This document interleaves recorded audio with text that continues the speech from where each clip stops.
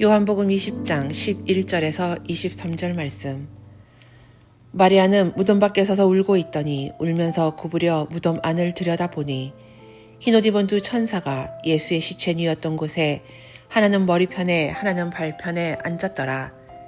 천사들이 이르되 여자여 어찌하여 우느냐 이르되 사람들이 내 주님을 옮겨다가 어디 두었는지 내가 알지 못함이니이다.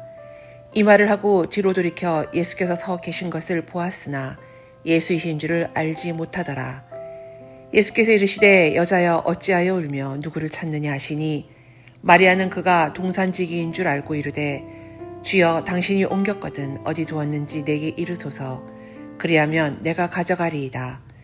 예수께서 마리아야 하시거늘 마리아가 돌이켜 히브리 말로 랍오니 하니 이는 선생님이라는 말이라. 예수께서 이르시되 나를 붙들지 말라. 내가 아직 아버지께로 올라가지 아니하였노라. 너는 내 형제들에게 가서 이르되 내가 내 아버지 곧 너희 아버지 내 하나님 곧 너희 하나님께로 올라간다 하라 하시니 막달라 마리아가 가서 제자들에게 내가 주를 보았다 하고 또 주께서 자기에게 이렇게 말씀하셨다 이르니라. 이날 곧 안식 후 첫날 저녁 때에 제자들이 유대인을 두려워하여 모인 곳에 문들을 닫았더니 예수께서 오사 가운데 서서 이르시되 너희에게 평강이 있을지어다. 이 말씀을 하시고 손과 옆구리를 보이시니 제자들이 주를 보고 기뻐하더라. 예수께서 또 이르시되 너희에게 평강이 있을지어다. 아버지께서 나를 보내신 것 같이 나도 너희를 보내노라. 이 말씀을 하시고 그들을 향하사 숨을 내쉬며 이르시되 성령을 받으라. 너희가 누구의 죄든지 사하면 사하여질 것이요 누구의 죄든지 그대로 두면 그대로 있으리라 하시니라. 아멘.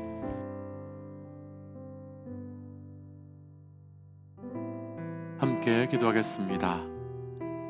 하나님, 내 삶의 바닥에서, 내 삶의 어둠에서, 내 삶의 끝에서 빛과 다시 시작됨과 일어남의 은혜를 주실 걸 믿고 나아갑니다.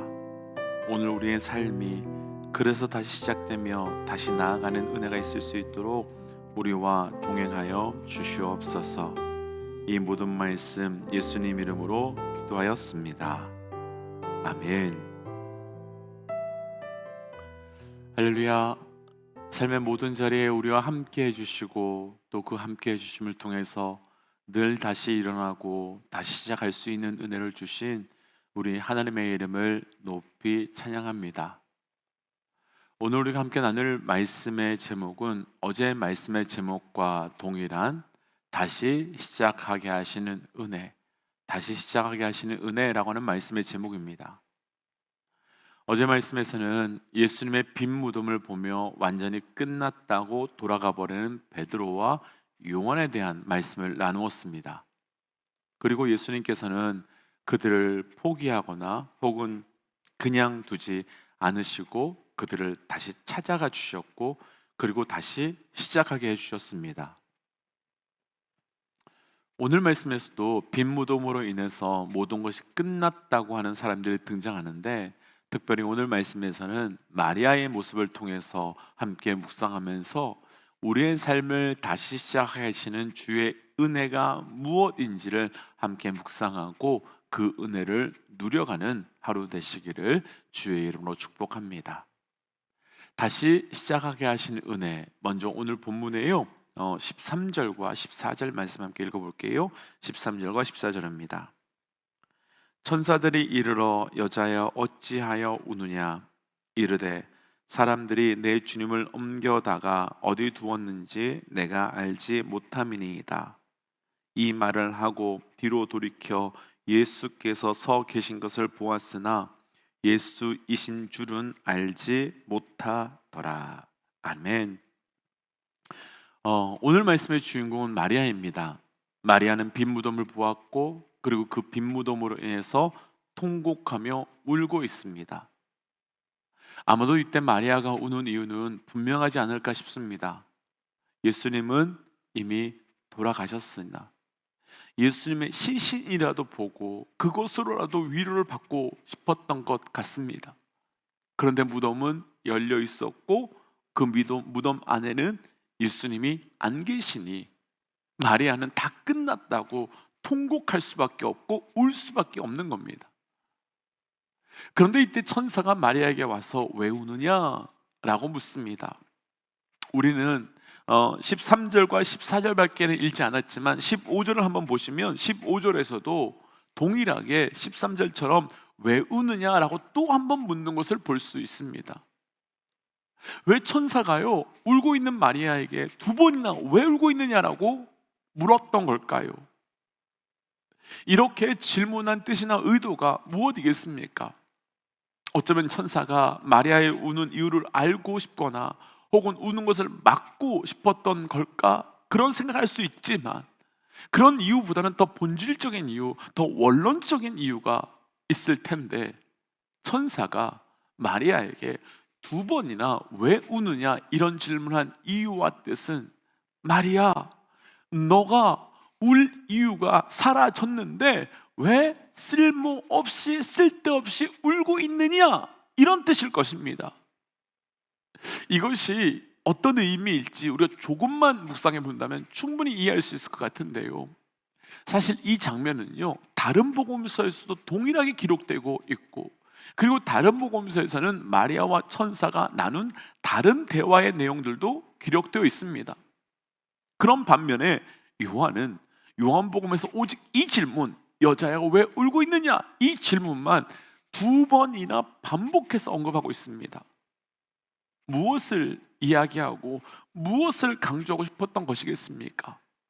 이 장면을 통해서 요한이 강조하고 싶었던 것은 바로 울고 있는 그리고 울 수밖에 없는 상황이라고 생각하는 마리아와 그리고 또 우는 것이 마땅하다고 생각하는 믿음의 사람들에게 울 수밖에 없는 그 상황, 그 문제가 이미 끝났고 해결되는데 왜 여전히 울고 있느냐?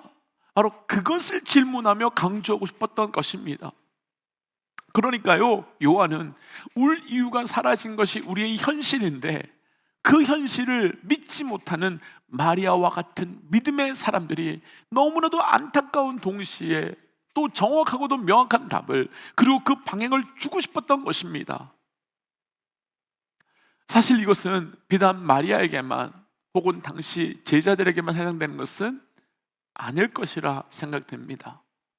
분명히 이 말씀은 이 시대를 살고 있는 우리 믿음의 사람들에게도 동일한 현실이지 않을까 생각됩니다. 우리는 이 땅의 빈 무덤과 같은 사건을 만나기도 하고 그리고 그런 사건을 만나게 되면 우리도 통곡합니다. 그리고 그런 때는 우리가 할 수 있는 것이 사실은 울 수밖에 없고 울어야 할 때 우는 것 당연합니다. 그러나 그 우는 것이 마땅하고 울어서라도 마음을 시원하게 하는 것이 분명 필요하지만 우는 것이 그 상황에 대한 슬픔과 아픔의 표현일 수 있지만 그 울음이 내 현실이 되고 울음이 내 현실에 대한 해석이 되고 울음이 내 현실에 대한 믿음이 되면 절대로 안 됩니다. 왜냐하면 우리는 울지 않을 수 있는 영원하고도 분명한 이유를 가지고 있기 때문입니다.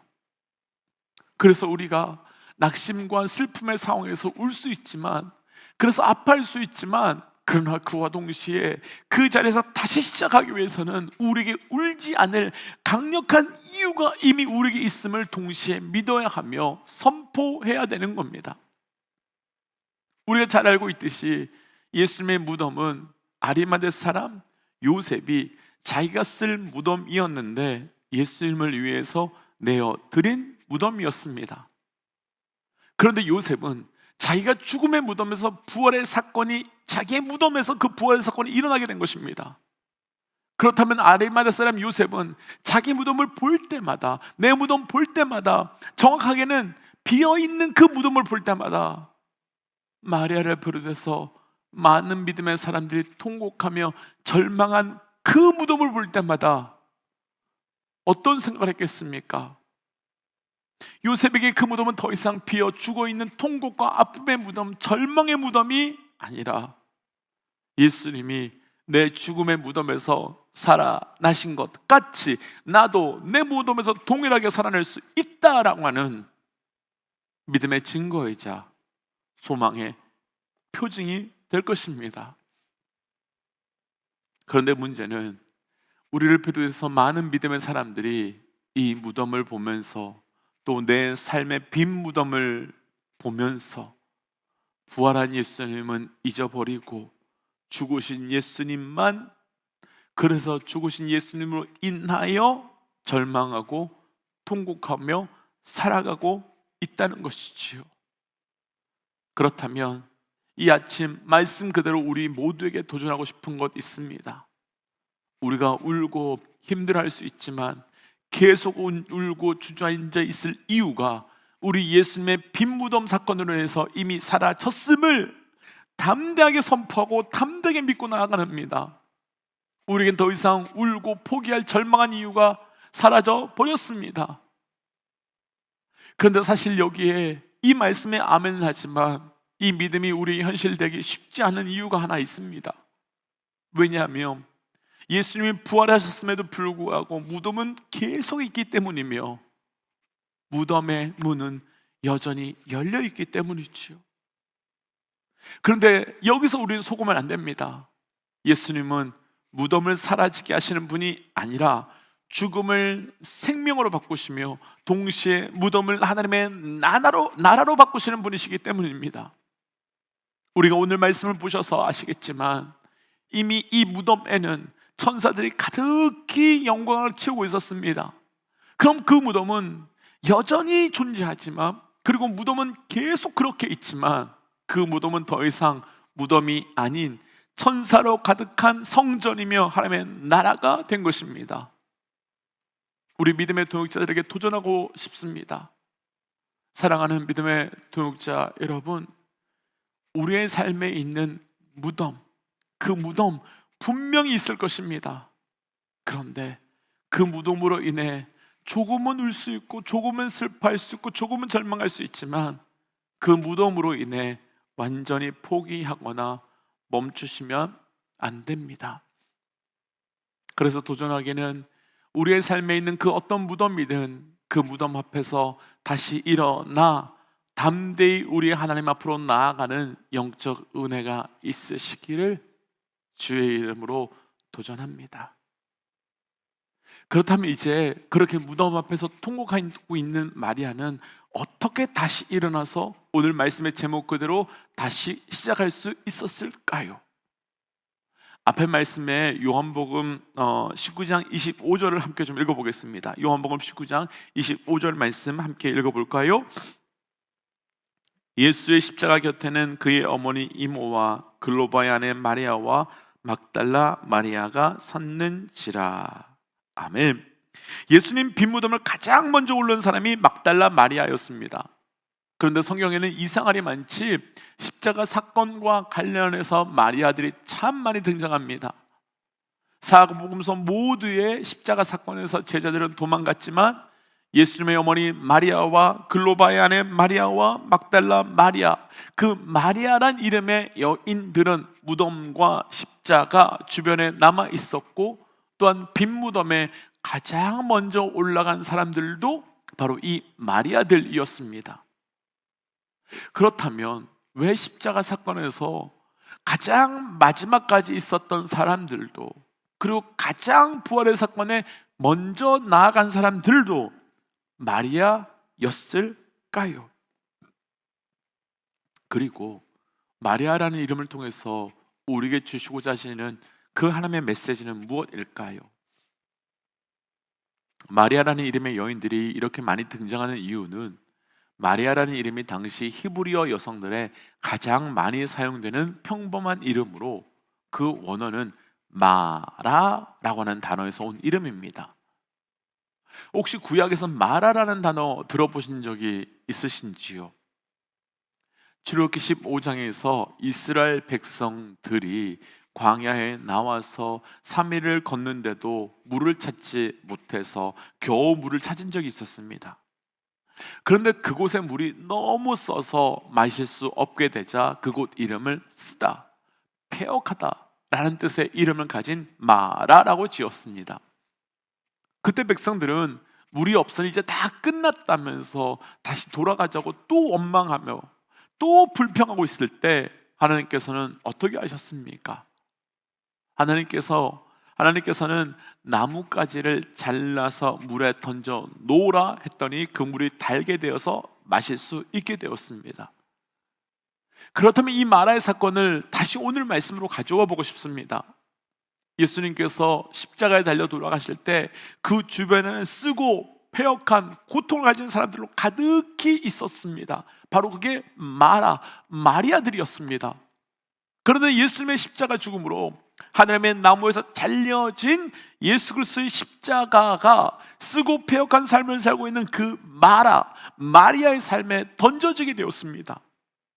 더 구체적으로는 그 십자가가 부러져서 우리 무덤 안으로, 우리의 쓰고 패역한 무덤 안으로 들어왔고 그 나무 십자가가 부러져서 우리의 삶 안으로 들어오게 된 것입니다. 그럼 그때 어떤 일이 벌어졌을까요? 그 사건을 기록하고 있는 마태복음 28장 1절과 28장 8절을 보시면 슬픔과 고통의 마리아들이 큰 기쁨의 마리아가 되었다고 그 기쁨을 증거하고 있고 또 그 마리아들이 기쁨을 나누고 있다고 말합니다. 무엇 때문에 이런 변화가 생겼겠습니까? 마리아가 한 것 하나도 없습니다. 내 인생의 내 인생의 캄캄한 무덤에 잘려진 십자가가 뿌려졌을 뿐 하늘의 은혜가 내 안에 들어와 슬픔과 폐역의 마라를 기쁨과 은혜의 마리아로 바꾸어 주신 겁니다. 그럼 우리는 어떻게 하면 되겠습니까? 우리는 오직 그 부러진 십자가 그것만 붙들면 됩니다. 그것만 붙잡으면 됩니다. 십자가를 내 삶에 영접하고 내 안에 떨어뜨린 겁니다.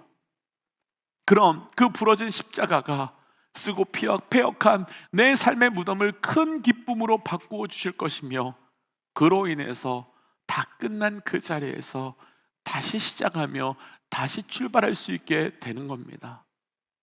도전하기는 우리의 삶의 십자가로 인해 다시 시작하고 다시 회복되는 은혜가 있으시기를 주의 이름으로 축복하며 도전합니다. 그래서 이 시간 주신 말씀을 기억하면서 이렇게 기도하고 싶습니다. 하나님, 우리의 삶의 모든 무덤에서 오직 예수 그리스도로 인하여 다시 시작되고 다시 시작됨을 통해 우리 하나님의 살아계심을 증거하는 자 되게 하여 주시고 내 삶의 십자가에 부러진 나무를 허락하여 주심에 감사합니다라고 함께 기도하겠습니다. 함께 기도할까요? 하나님, 오늘 주셨던 말씀 붙들고 기도하며 나아갑니다. 아버지, 오늘 말씀 통하여 그대로 주셨던 것처럼 우리의 삶을 그렇게 살아갈 수 있도록 인도하여 주옵소서.